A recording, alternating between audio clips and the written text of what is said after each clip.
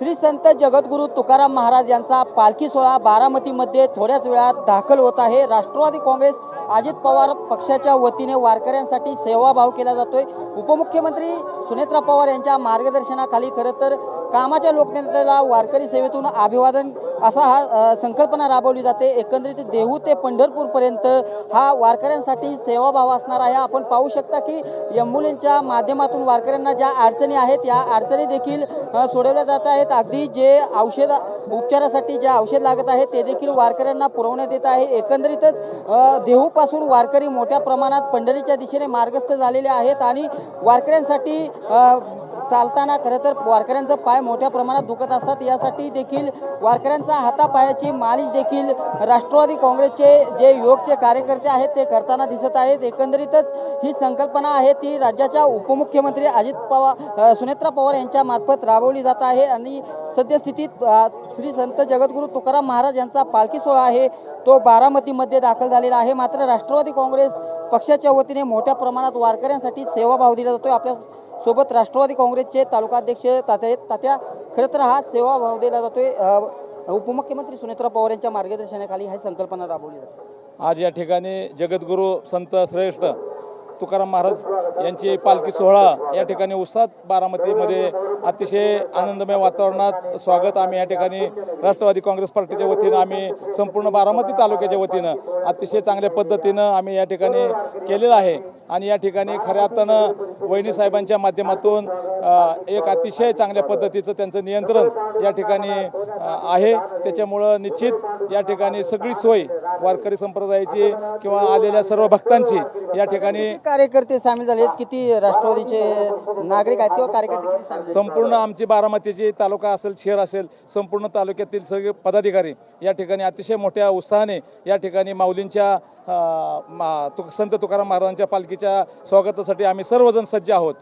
नक्कीच जी सेवा आहे ती राष्ट्रवादीचे तालुक्यातील मोठ्या प्रमाणात कार्यकर्ते आहेत ते येथे दाखल झालेले आहेत आणि वारकऱ्यांना सेवा देताना पाहावयास मिळत आहे। काय सांगाल? खरं तर आज तुकोबांचा पालखी सोहळा बारामतीमध्ये दाखल होतोय आणि वारकऱ्यांना सेवा दिला जातोय, काय भावना आहेत? आज एक ठिकाणी दुःख आणि एक ठिकाणी आनंद पण आहे।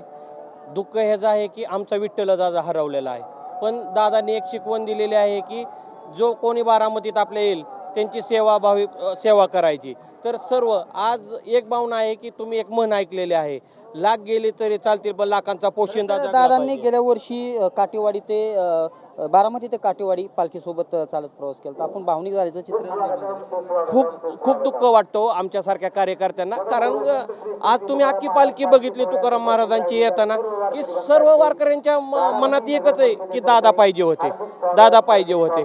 त्याच्याच अनुषंगाने आदरणीय वहिनींच्या नियोजनाखाली सर्व पार्टी सर्व शहराच्या असतील तालुक्याच्या असतील सर्व अध्यक्ष उपाध्यक्ष बाकीची सगळी टीम त्यांनी सर्वांनी आज ही सेवा वारकऱ्यांच्या आज तुम्ही बघितलं की आज युवक अध्यक्ष असतील किंवा ही सगळी टीम असेल यांनी सर्वांनी की वारकऱ्यांचे जे अजितदादांनी आम्हाला शिकवण दिली ती शिकवण आम्ही पुढे चालवत आले की ही लोक तिथून येताना वारकऱ्यांची सेवा करत ज्यांचे पाय दुखतील त्यांचे पाय पूर्ण ही करणे किंवा लोकांना काय अडचणीत की ज्या दादांच्या बारामतीत आतापर्यंत कुणीही उपाशी राहिलं नाही किंवा कुणीही राहत नाही ही प्रथा आहे। आणि आज दादांना पण एक त्यांच्या कार्यकर्त्यांवर ही वाटेल स्वाभिमान वाटेल की माझ्यानंतर सुद्धा बारामती आज खूप मोठं दुःख आहे, पण तरी सुद्धा सर्व कार्यकर्ते की येणाऱ्या प्रत्येक माऊलीचे तुकाराम महाराजांचे जे सर्व वारकरी त्यांना कुठलीही गोष्ट कमी बारामतीत पडणार नाही। लाख मेले तरी चालतील पण लाखांचा पोशिंदा जगला पाहिजे, दादा आमच्यात पाहिजे होते असे कार्यकर्ते ते भावना मांडताना दिसत आहेत।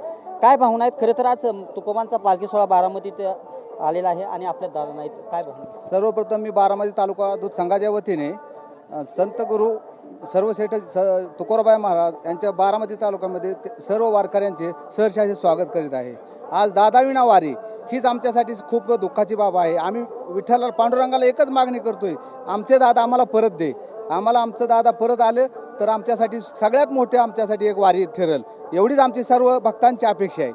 दादा विना वारी दादा आम्हाला परत दे हीच पांडुरंगाला आमचं साकडं आहे असं जे राष्ट्रवादीचे कार्यकर्ते आहेत हे भावना व्यक्त करत। काय भावना आहे? खरं तर दादा आपल्यात नाहीत पालखी?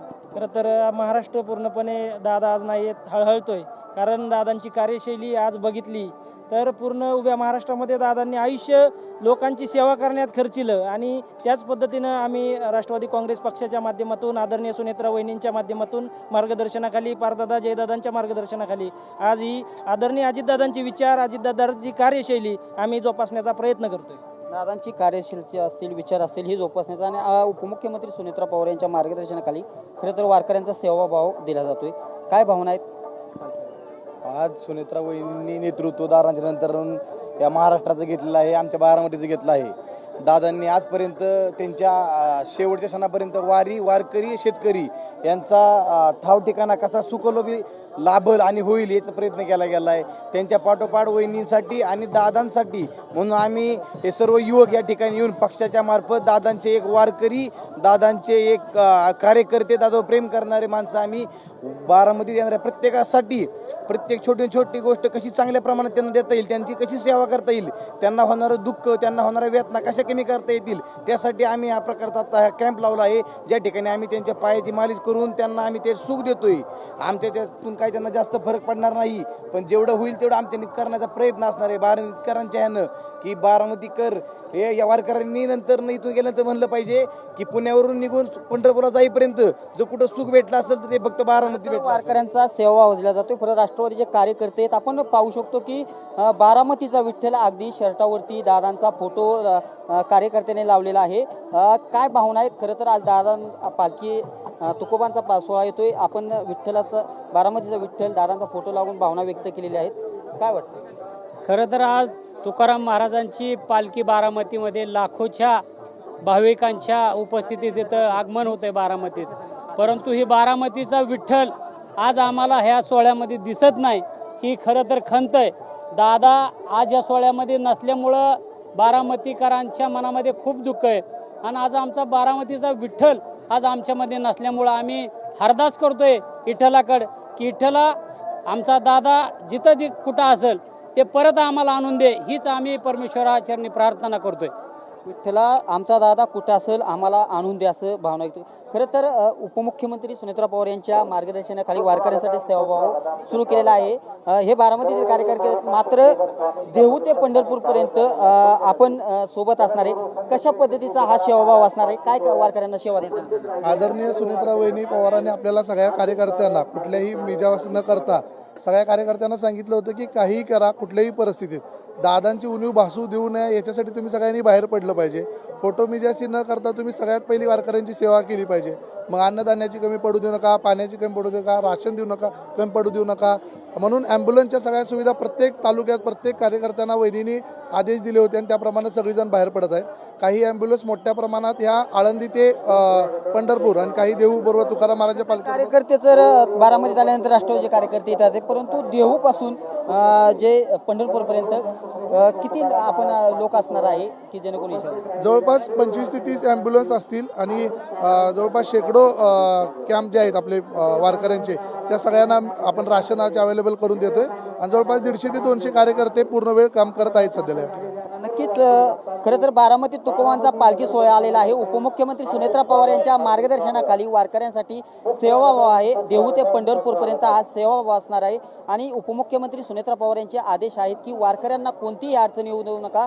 जे लोककल्याण किंवा लोक सेवाभाव दादांचा होता त्याप्रमाणेच वारकऱ्यांना देखील सेवा मिळावी. दादांनी देखील लोकांसाठी सेवा केली, वारकऱ्यांसाठी सेवा केली. तो सेवाभाव देहू ते पंढरपूरपर्यंत कायमस्वरूपी राहावा असे आदेश देखील जे कार्यकर्ते आहेत जे देहू ते पंढरपूरपर्यंत जे ॲम्ब्युलन्ससोबत किंवा जी टीम आहे यांना देण्यात आलेली माहिती आहे ती आपल्याला पाहावयास मिळत आहे. कॅमेरा पर्सन गणेश रहाटेसह मी दीपक कापरे, TV9 मराठी, पुणे.